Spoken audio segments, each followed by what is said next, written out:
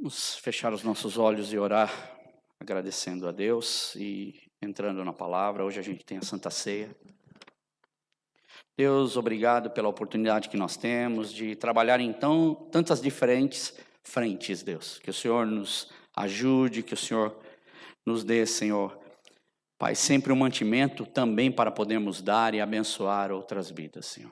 Pai, da mesma forma agora nós recebemos o mantimento espiritual, a Tua palavra, Senhor. E que nós possamos recebê-la em nosso coração e ser trabalhados por ela. No nome de Jesus. Amém.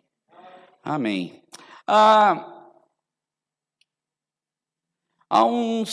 Acredito que há uns 2 meses atrás, antes de nós entrarmos no período de Páscoa, eu estava falando bastante sobre Elias. E hoje nós vamos continuar falando sobre Elias. E semana passada nós trouxemos alguma coisa a respeito também de Elias, não é? Em especial tratando e trabalhando desse momento que a gente viveu, né? Está ainda vivendo como igreja no apoio a uma família que passou por um aperto muito grande, uma situação bem complicada e graças a Deus a Alice está bem melhor, não é? Ela está continuando ainda no tratamento, mas já está em casa, está bem melhor. E Deus tem falado, Deus tem cuidado. E eu queria continuar então falando um pouco sobre este assunto, falar sobre Elias, e que você possa prestar bastante atenção. Eu vou rapidamente dar uma pincelada naquilo que eu já falei. Só para você pegar o gancho daquilo que a gente está seguindo. E aqueles que já ouviram uma ou duas das palavras que nós falamos, você vai ter a oportunidade, então, de estar acompanhando e seguindo junto com a gente. Bem, o tema que eu comecei trabalhando, o primeiro dos temas, foi sobre um termo usado na medicina e um termo usado também no popular, por causa que isso daí vem da mitologia grega, que é o calcanhar de Aquiles. E muitas pessoas conhecem como o tendão de Aquiles, que é um termo dado pela medicina, não é, para aquela parte do calcanhar, mas isso, não é, vem da mitologia grega, aonde Aquiles, que era considerado na mitologia um semideus, então ele era filho de um humano com Deus, não é? Na história da mitologia tem muitas histórias. E a mãe de Aquiles pega Aquiles pelo tornozelo, não é? E banha Aquiles num dos rios, que era um rio sagrado, e quando ela banha Aquiles para proteger e tornar ele indestrutível. Só que naquilo que ela banha, uma parte do corpo ela não banha, que é o tornozelo, o calcanhar dele. E pelo calcanhar dele é o ponto fraco de Aquiles. A ideia é essa. Então, quando você olha na mitologia, sempre vai ter um dos personagens que vai ter uma fraqueza, vai ter uma vulnerabilidade. E Aquiles, então, se você assistir, por exemplo, o filme Troia, Aquiles ele é morto com uma flechada, porque um dos seus inimigos sabia que era o ponto fraco dele, então ele tem uma flecha envenenada, e ele atinge Aquiles bem no seu tendão de Aquiles, e Aquiles acaba morrendo. Só que esse termo tendão de Aquiles, nós então tratamos e usamos também para quando nós temos aquela nossa parte do quê? De vulnerabilidade. A parte onde alguma coisa não nos cai bem, alguma coisa nos pega, e quando pega ali naquela parte, a gente acaba tremendo, a gente acaba tendo medo e a gente acaba, às vezes, saindo por aí fazendo coisas que não devem. E nós falamos então exatamente de Elias, deste profeta, que passa por uma situação muito parecida, porque Elias, até semana passada falei, por exemplo, de alguns milagres. Ele multiplica o azeite e a farinha da viúva, não somente depois você vê ele trazendo à vida o filho da viúva que morre, mas nós vemos ele acabando com os profetas de Baal, e de Aserá, de Jezebel, que era a rainha, esposa do rei Acabe, e muitos milagres o profeta Elias, ele teve essa oportunidade. Então, Deus, ele toca esses nossos momentos da nossa vida, e é importante a gente analisar, porque a Bíblia está repleta de histórias que não estão lá simplesmente por estar, mas a Bíblia contém histórias e exemplos dos homens de Deus, que tiveram seus momentos aonde Deus entra, e de alguma forma Deus interage com ele e trabalha com eles. Então, quando nós vemos a Bíblia, nós temos que colocar isso no sentido prático para nós. Qual a lição? O que Deus quer falar conosco? Então, no capítulo 19, se você, por exemplo, olhar para 1 Reis, 17, 18, 19, aí vai até o 22, capítulo 1 e capítulo 2, você vai ter ainda Elias na atuação, Elias ali na história.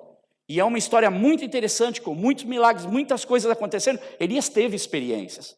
E aqui ele vence um grupo enorme de pessoas, e ele enfrenta a realeza, ele enfrenta o rei em nome de Deus, e a gente sabe que ele acaba com os profetas de Baal e de Aserá.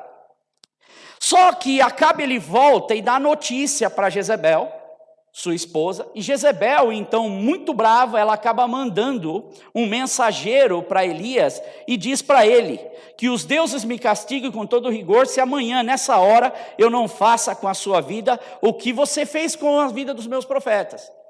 E depois de Elias ter vivido todos esses milagres, a grandeza de Deus, e ter feito tudo isso, essa mensagem entra no coração de Elias e, de alguma forma, começa a causar um desconforto, começa a causar uma sequência ou um rastro de atitudes erradas. Então, se você segue, por exemplo, em 1 Reis 19, você vai ver que ele vai até Berseba, ele deixa o servo dele, que ele sempre andava com o servo, depois ele entrou num deserto em caminhada de um dia, e ele chega até um pé de giesta, um arbusto, ele deita embaixo desse arbusto, e ele começa, debaixo desse arbusto, a orar para Deus e dizer, Senhor, ele ora. Então, nem sempre as nossas orações são boas orações. E ele ora o seguinte, ele fala, Senhor, já tive o bastante. Senhor, tira a minha vida, eu não sou melhor do que os meus antepassados. E aí ele deita debaixo da árvore e ele dorme. Isso, nós estamos falando de um profeta de Deus, ele continua sendo um homem de Deus. Mas um homem de Deus que está numa verdadeira luta, como um ser humano onde a gente aprende muita coisa para a nossa vida. E como os antigos pais da igreja costumavam dizer, e eu já falei essa frase, mas é uma frase que a gente tem que guardar isso com muito zelo e muito cuidado. Cuidado com as reações humanas após esforços santos. Hoje a gente vê no reino mesmo de Deus, muito homem que é usado por Deus, mulheres que são usadas por Deus e que permitem, ou não vigiam, e em algum momento acham que por causa de que estão no nome de Deus, está tudo resolvido, está tudo certo, está tudo a mil maravilhas. A palavra de Deus diz que a gente tem que vigiar todos os dias, que a gente tem que ter cuidado, porque a gente está de pé. E o nosso inimigo, ele arma ciladas para nós. O nosso inimigo, ele não perde tempo para atacar a nossa vida, atacar os nossos filhos. Nós precisamos estar em todo o tempo vigilantes. Ser depois o quê? Vigilantes. E nós precisamos. Então, nestas reações humanas, nós precisamos tomar sempre muito cuidado. E eu falei também, num dos temas que nós trabalhamos, o meu ajudador em tempos de desânimo, onde Deus ele toca o meu momento com o maior cuidado, com o maior amor. Deus ele vai então, ele vê o profeta Elias que tinha falhado, e ele, como profeta, decide, é hora de parar, está tudo acabado, Senhor, eu não consigo, mas Deus, ele não viu dessa maneira. O profeta só conseguia enxergar aquilo. Mas Deus sempre olha para além das nossas mudanças de humor. Deus sempre olha para além de como nós estamos. Deus sempre olha para nós até de forma que nós nem imaginamos que nós estamos. Porque Deus nos conhece muitas vezes até melhor do que nós nos conhecemos. E Deus começa então a trabalhar. E ele deitado ali debaixo desse pé de giesta, Deus interage com ele. Só que nesta vez, a partir ali do versículo 5, Deus envia um anjo. Olha que interessante como Deus vai trabalhando. É um processo de Deus. Ele envia um anjo, esse anjo toca nele e diz para ele, ó, levanta, coma. Aí Elias, olha para o redor e viu junto da cabeça dele o que? Havia um pão assado sobre as brasas e um jarro de água. E eu trabalhei vários subtemas, que é a importância, o anjo toca nele, o ânimo, o anjo anima, levanta, come. Cuidado e proteção, o anjo está ali cuidando dele, o sustento e o fortalecimento, Deus alimenta ele. E a persistência e a longanimidade de Deus em não desistir de quem ele ama. Deus, ele continua trabalhando.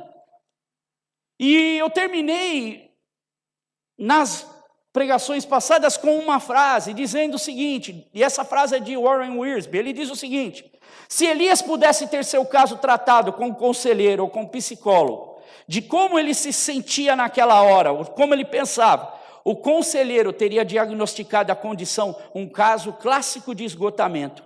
Ele estava fisicamente exausto e até perder o apetite por causa disso. Ele estava deprimido a si mesmo e com o seu trabalho. Elias estava sendo controlado cada vez mais pela autopiedade, a tão famosa, só me resta, e agora, o que é de mim? E então, em vez dele pedir ajuda aos outros, as pessoas que ainda estavam, ele já não via mais solução nenhuma. E ele se isola e ele deseja o pior de tudo, ele deseja morrer. Ele queria morrer, mas a gente sabe, vamos ver no decorrer da história, que Elias ele não morre. Isso que é interessante. Você vê como Deus ele tem esse zelo e esse amor para trabalhar, mesmo quando a gente está debilitado e chega a pedir até para morrer. E eu queria que você, 1 Reis 19...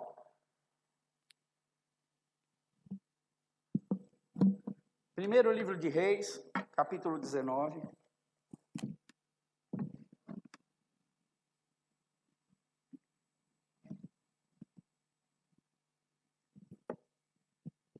Versículo 8.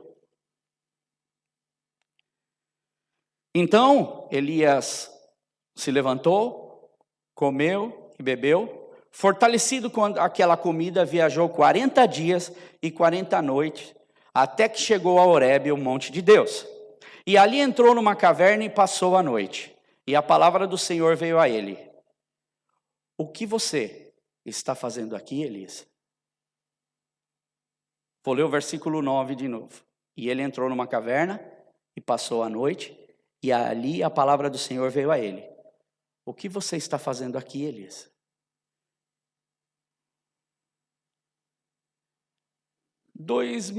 Acredito que 2004. Eu passei um período bem difícil na minha vida. Eu considero, se eu fosse falar no escalão de... Se eu fosse falar no escalão de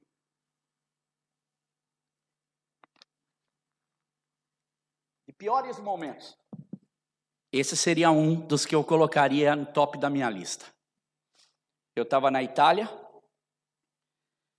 não via saída para onde ir, estava desesperado, longe da minha família, não conseguia literalmente ver um palmo à minha frente. Para onde eu olhava, parece que as portas estavam todas fechadas. E só quem entra nesse tipo de momento sabe o quão difícil é. Quando tudo está bem e de repente tudo se fecha. E eu me lembro e pensei muitas vezes que muita coisa para mim já não fazia sentido. Porque eu falei: Deus, poxa, não fiz nada de errado para o Senhor. Lógico que a gente levanta os nossos argumentos. Senhor, por que está acontecendo isso comigo? Senhor, por que eu estou longe da minha família? E eu comecei a indagar e trabalhar com Deus e perguntar as coisas para Deus na minha luta interior, porque só eu sabia o que eu estava passando. Viver de favor, de ajuda e de apoio dos amigos não é fácil. Viver na dependência ou na falta de dinheiro também não é fácil. E ainda num país estranho, é ainda mais difícil. E eu lembro que um dia um pastor me ligou e falou: André, vai até tal igreja, que essa igreja tem um amigo meu, é um pastor amigo meu. E eu fui a essa igreja. A igreja era italiana, o pastor falava português. E num dos cultos em que eu estava indo nessa igreja, nesse período que eu estava, quando eu tinha oportunidade, num dos cultos esse pastor chegou para mim e falou assim: André, canta uma música. E, irmãos, eu estava com o coração falando: Deus, eu vou cantar minha alma, não sei se eu aguento chegar no final do hino. Se eu chego no final da canção. E eu me lembro, então, de um dia de manhã, ele chegou para mim e falou, André, não pode cantar muito alto, difícil, hein, para mim, hein? Ele falou, porque os vizinhos aqui todos reclamam, o culto tem que ser bem lightzinho, não pode... E a igreja cheia, no centro da Itália, em Roma. E eu me lembro de começar a cantar uma música, e a música acho que eu já cantei aqui, ela fala, o céu é aqui, quando eu me ajoelho para orar. O céu é aqui. Onde Jesus estiver, o céu será ali. E eu me lembro que enquanto eu cantava isso, uma pessoa que nem era brasileira, nem falava a minha língua, ela se levanta realmente endemoniada no meio do culto. E começa a causar um escarcéu na reunião. Eu falei, meu Deus, e agora? O homem falou para não fazer barulho, eu não estou fazendo nada, só estou cantando. E eu comecei naquela luta, e foram lá, pegaram a mulher, levaram a mulher para fora. Irmãos, aquilo... para mim, em outras épocas, teria entrado totalmente diferente, mas o momento que eu estava vivendo, eu não conseguia enxergar outra coisa. Eu falei, nem para cantar está dando certo. E eu me lembro de sair de Roma e ligar para minha esposa e falar assim para ela. Falei, amor, nem a música está dando certo, nem a música eu consegui cantar. Mas o que aconteceu? Eu expliquei para ela. Sabe o que a minha esposa falou para mim? Ela disse para mim assim, você precisa começar a ver com bons olhos as coisas. Você precisa começar a olhar um pouco mais adiante. Porque se você cantou e aquilo começou a incomodar, aquilo foi Deus te mostrando alguma coisa. Que ainda Deus tem um plano na tua vida e que ainda você continua sendo um homem usado por Deus. E eu cheguei naquela hora, fiquei sem palavras no telefone com a minha esposa. E eu fui até aquela igreja e falei com a pastora falou, que bênção, irmão. Eu pensando que ela ia falar completamente diferente, que bênção, aquela mulher estava mesmo precisando de libertação. E eu falei, Deus, como? Como é que essas coisas podem acontecer? Como, você entende? Para uma pessoa que está cantando, o que a gente quer é ver vida liberta. Só que no momento que eu estava vivendo, até ver os outros libertos para mim, eu falava, Deus, é difícil, eu começo a olhar então para esse homem de Deus e Elias ele vai para onde? Ele vai para uma caverna. Mas o amor e o cuidado de Deus não deixa de acompanhar ele. Não nos deixa um minuto sequer. O amor de Deus continua com carinho, com a maior dedicação ensinando Elias. É um processo de Deus na vida dele para que esse homem se restabeleça. Porque Deus sabe que pode contar com ele. Porque Deus sabe o que habita realmente no coração dele. Mas naquele momento, esse homem precisa de ajuda. Naquele momento, ele vive uma luta. E Deus, ele interage conosco em nossos momentos de uma forma que a gente às vezes não entende. Porque ele alimenta Elias, e a Bíblia diz que ele anda 40 dias e 40 noites. Eu me alimento hoje, amanhã eu estou morrendo de fome. Mas a alimentação que Deus dá para ele é uma alimentação tão especial. É uma alimentação que sustenta. Aqui é o sobrenatural de Deus vindo no físico e vindo sobre a vida espiritual de Elias. Um ânimo de Deus para a vida dele. Para mostrar que Deus continuava com ele. E Elias então chega no Monte Horebe, que é o versículo 8. E ali ele entra na caverna e passa a noite. E a palavra do Senhor veio a ele e diz essa pergunta: o que você está fazendo aqui? É quando Deus fala a primeira vez com ele. O que, Elias, você está fazendo aqui? Deus interage conosco de uma forma muito interessante, nas nossas limitações, nas nossas atitudes e dificuldades e nas nossas loucuras muitas vezes. Porque como ser humano, a gente pensa que a gente às vezes faz coisas certinhas, que a gente não está tomando, porque é o que a gente consegue enxergar. Mas Deus interage conosco em todos os momentos. E quando a gente olha para essa pergunta, eu consigo ver Deus falando essa pergunta muitas vezes para mim hoje. Muitas vezes para as pessoas hoje, para você hoje também. O que você está fazendo aqui? Ou posso colocar de outra forma. Como você foi se meter nisso? Ou como você veio parar nessa situação? Ou como você pode se encontrar nesse estado? Deus sabia. Deus, Ele conhece-nos melhor do que nós. E algumas histórias bíblicas nos ajudam a entender essa dificuldade que não é só de Elias. Por exemplo, Abrão, quando ele era Abrão ainda, e Sarai, no capítulo 12 de Gênesis, Arão ele sai de Ur dos Caldeus, passa, em vez de ir direto para onde era para Canaã, onde Deus tinha dado a promessa que era para ele ir, em vez de ele fazer esse caminho, porque esse caminho é deserto, ele não tem como passar aqui. Ele vai todo o rio Eufrates e o rio Tigre, ele segue a área verde, a área onde tinha mantimento, porque ele tinha família, ele tinha os seus gados, os seus bois, as suas ovelhas, e ele atravessa tudo até chegar, são 600 e tal quilômetros, para chegar no destino aonde Deus falou que era para ele ir. Só que Abrão, ele não para por ali, ele começa a descer, porque estava havendo fome em uma parte da terra, e ele desce até o Egito, onde Deus não tinha falado para ele ir. As loucuras dos seres humanos.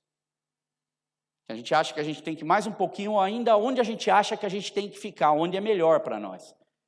E aí, ele começa a dizer para a sua esposa, Sarai, ele falou assim, ó, a terra que a gente está indo, Sarai, os homens lá, eles vão ver que você é muito linda.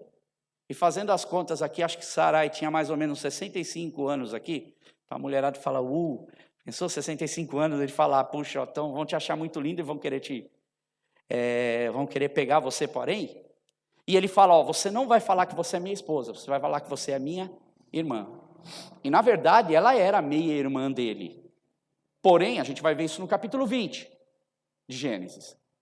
Ele pega e fala para ela, exatamente aquilo que ele falou, Abraão diz para ela falar, ela fala, e eles falam isso. E aconteceu então que os egípcios, ou faraó, pega ela para o harém dele. E quando ele leva a Sarai, porque ela era linda, para o harém dele, Deus pune a faraó, pune toda a sua corte com várias doenças. Por causa dessa tentativa de tentar dar o jeitinho dele. Até os outros que não tinham nada a ver com a coisa, acaba pagando o preço. E então, Faraó chega para Abrão, ele chega para Abrão e diz o seguinte, o que é isso que você fez? Mais ou menos a mesma pergunta, o que você está fazendo aqui? O que você está fazendo? Por que essa atitude? Por que você não me disse que ela era tua mulher? Por que você me disse que ela era tua irmã? Por isso eu tomei ela como sua mulher, se era tua irmã, porque eles não iriam matar o irmão. Era uma forma, eles respeitavam, eles até abençoavam muito a família. Então, ele até se beneficiou disso. E agora, pois aqui a tua mulher, toma e leva. E a gente fala, poxa, Abraão aprendeu a lição. Se você vai para o capítulo 20... um pouco mais adiante, Abimeleque, terra dos filisteus, ele faz praticamente a mesma coisa. E agora já era Abraão. Então ele disse para a mulher, ó, você vai falar que você é minha irmã, porque você sabe que o povo lá vai tomar você, vai pegar você e eles vão ficar com você. E é o que acontece. Aí Abimeleque, porque Deus pune, as mulheres ficam todas estéreis, e Abimeleque, Deus fala, vou matar você. Deus aparece para ele em sonho à noite e fala, eu vou matar você. E Abimeleque fala, mas eu não fiz nada de errado. Ela é irmã dele. Não, ela é mulher dele. Aí Abimeleque chega para ele, que também é uma pessoa fora do reino de Israel, e faz a pergunta, o que te levou a fazer isso? Por que você fez isso? Por que você tomou essa atitude desvairada de trazer um mal para nós? E aí Abraão, ele responde, eu disse a mim mesmo, certamente ninguém aqui teme a Deus nesse lugar e irão matar-me por causa da minha mulher. Lógico que ele é beneficiado, e se você for ver pela história, você vai ver que nenhum dos benefícios que Abraão teve, muita gente fala, Deus usou isso, nenhum dos benefícios que Abraão teve foi benefícios estruturados. Isso não é uma matéria para hoje, mas foram benefícios para ele no momento que trouxe muita dor de cabeça para ele depois. Só que esse exemplo também é seguido pelo filho dele. Quando ele entra também na terra dos filisteus, Isaac e Rebeca, Ele diz, fala que você é minha irmã, senão vão tomar você. Lição não aprendida. E aí Abimeleque um dia está vendo os dois brincar, mas brincadeira é estranha para ser irmão. E aí Abimeleque chega para ele e fala assim, você me disse que você era irmão? Aí eles confessam, não somos, ela é minha esposa. Você viu o que você fez? Ele diz assim, vocês têm ideia do que você fez? Imagina se um homem da minha terra pega ela e deita com ela. Você já imaginou a dor de cabeça que você traz para o meu povo? Você entende que os homens de Deus também tomam às vezes atitudes que não deveriam tomar, porque em nenhum momento param às vezes para perguntar para quem? Para Deus. Isso acontece comigo, acontece com você, basta apenas nós não tomarmos cuidado. Para situações extremas, medidas extremas. Para nós que somos cristãos, a nossa medida extrema é Deus. Há também uma outra história, que se você for ler em 1 Samuel, quando Saul está perseguindo Davi, ele chega e ele vai para outra terra. Ele foge para a terra dos inimigos, dos filisteus e inclusive a terra do gigante Golias. Porque ele está fugindo da perseguição do rei Saul. E ele chega a se fazer de louco naquela terra. Ele chega, a Bíblia diz que quando ele entra lá, o povo da terra reconhece, fala, não é esse Davi? Não é esse o rei lá da terra de Israel? Não é aquele sobre quem os homens cantavam? Saul abateu milhares e Davi dezenas de milhares. E aí a Bíblia diz que Davi levou tão a sério aquelas palavras que ficou com muito medo de Aquis, o rei de Gat. E por isso, na presença deles, olha o que ele fez. Fingiu estar louco. E enquanto ele esteve com eles, agiu como um louco. E riscando as portas da cidade e deixando escorrer saliva pela barba. Ele se fez de louco para sobreviver. E eu até entendo que naquela hora foi uma alternativa que ele viu, porque talvez se ele voltasse para a terra dele, ele colocaria em perigo os amigos deles, as pessoas que estavam defendendo, por exemplo, o próprio Jonatas, que era filho de Saul.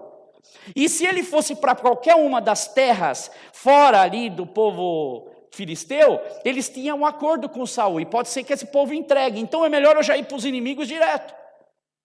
Aqui Saul não vai vir me procurar, só que chega lá as coisas vão tomando, a gente tenta sempre arrumar saída, mas irmãos, é muito claro que se ele tivesse falado com Deus, Deus o protegeria, como ele protegeu enfrentando o gigante Golias, como Deus protege. Em Salmos 34 e 56, Davi ele relata essa história, e inclusive o rei de Aquis, o próprio rei, por exemplo, dos filisteus, quando Davi se faz de louco, ele diz assim, por favor, tirem esse louco daqui, da minha frente. É mais ou menos assim. Por que vocês trouxeram esse homem aqui? Por acaso não está faltando louco nessa terra já o suficiente? Já não temos louco para a gente nessa terra? E eles tratavam a pessoa insana como uma pessoa que eles não tocavam. Já era uma pessoa desafortunada na vida. É um infortúnio da vida você ser louco. Você vê que a atitude do ser humano, e Davi no Salmo 56, eu peguei a Bíblia, a mensagem, só para você ter uma ideia, quando ele relata isso, quando ele está, aqueles salmos que Davi está contando das experiências dele com Deus. Eu vou ler para você na versão da Bíblia, a mensagem do Salmo 56, do 1 ao 4. Fica do meu lado, Deus. Eu estou sendo chutado, agredido todos os dias. Nenhum dia se passa sem que alguém me espanque. Eles tomam como sua obrigação bater em mim. Quando fico realmente com medo, recorro a ti com confiança. Agora ele recorre, mas na hora ele tentou achar um jeito. Tenho orgulho de te louvar, Deus. Aí ele fala, destemido agora, confio em Deus. O que poderiam fazer comigo, simples mortais? Irmãos, é muito fácil, depois que a coisa passou, a gente às vezes chegar e falar... Mas a gente tem que aprender a lição. Davi está dizendo, eu aprendi a lição. Eu aprendi a lição que o Senhor está dizendo.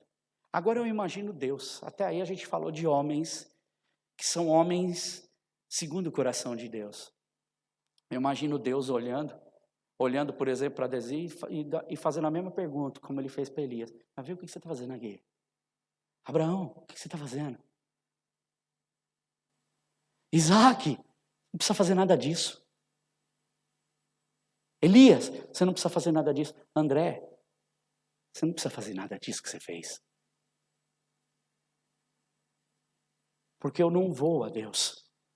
Eu tento olhar e não vejo resposta.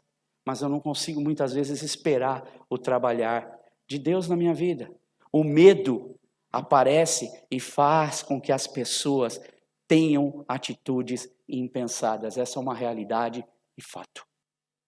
Na hora do medo, na hora da circunstância, se nós não estivermos preparados, nós tomamos atitudes impensadas. O mesmo Warren Wiersbe que eu li no começo, ele diz: a vida cristã vitoriosa é uma série de novos recomeços. Isso não quer dizer desculpa para viver em pecado, mas sim um encorajamento para que haja um arrependimento, se alinhe no plumo certo e tome uma direção correta para a vida, para as atitudes que um cristão tem que ter. Deus, Ele nos conhece muito melhor do que nós mesmos. E eu creio, quando eu olho para Deus perguntando para Elias: o que você está fazendo aqui, Elias? Deus, na sua soberania, Ele não estava esperando que Elias lhe desse uma resposta. Mas eu vejo Deus, Ele estava expondo a loucura de um profeta. Ele estava expondo a falta de confiança do profeta. Ele estava mostrando e falando para o profeta: para e pensa. Porque Deus continua sendo Deus. E Deus, Ele age assim para conosco, irmãos.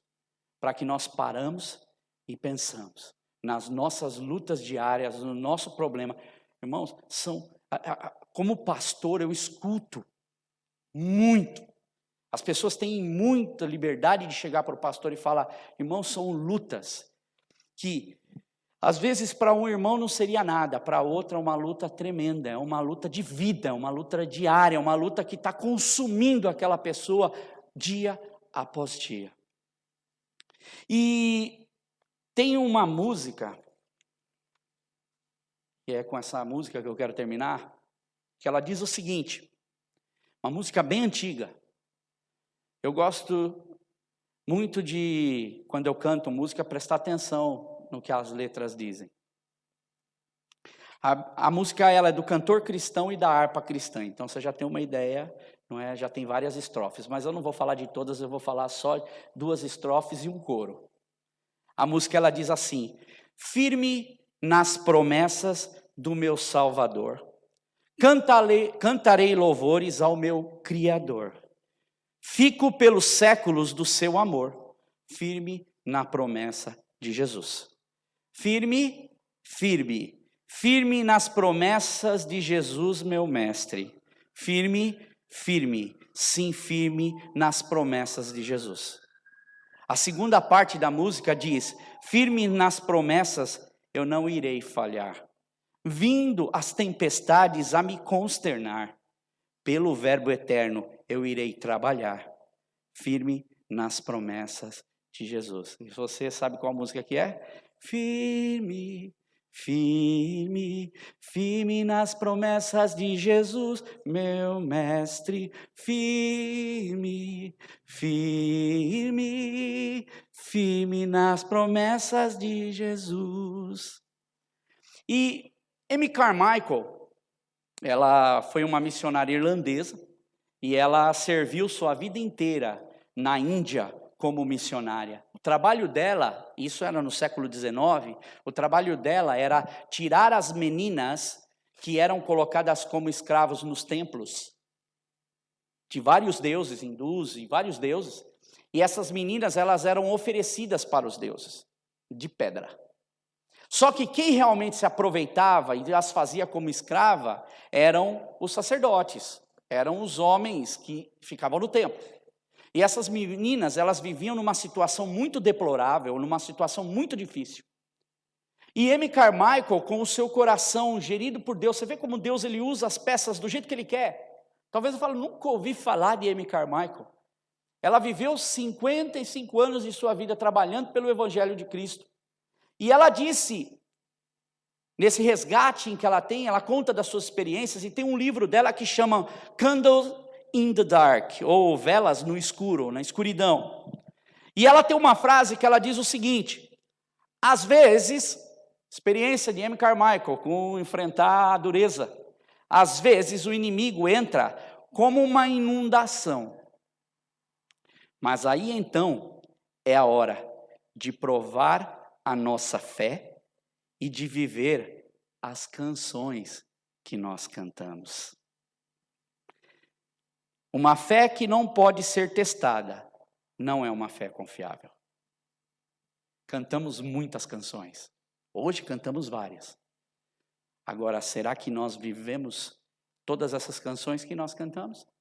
Será que nós vivemos tudo aquilo que nós aprendemos?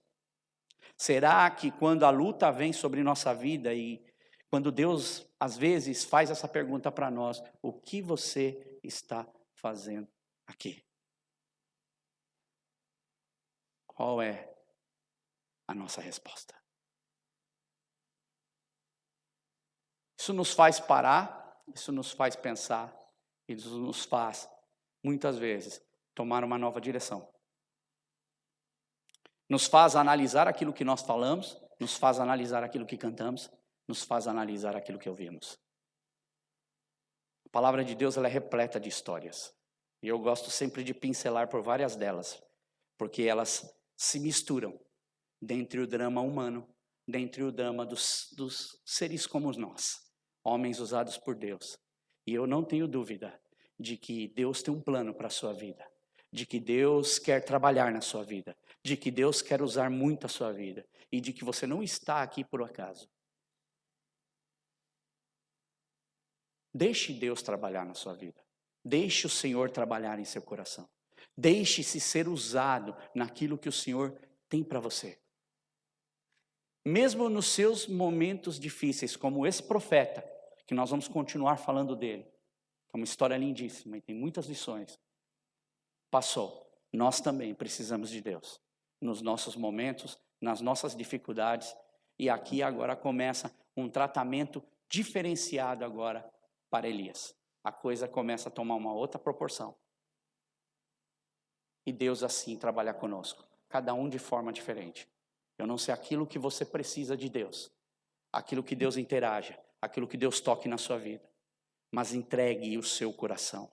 Entregue a sua vida. Entregue a sua mente. Busque ao Senhor intensamente. E deixe-se nas mãos de Deus. Para que Deus trabalhe na sua vida. Feche os teus olhos. Senhor, eu quero te agradecer, Pai. Por cada vida que aqui está. Toma conta de nós, Senhor. Toma conta do nosso coração, Pai. Que nós possamos, Deus, mesmo nos momentos mais difíceis de nossas vidas, nos colocar diante da Tua presença. Pai, render a nossa vida a Ti, Senhor, e ouvir a Tua voz, Deus.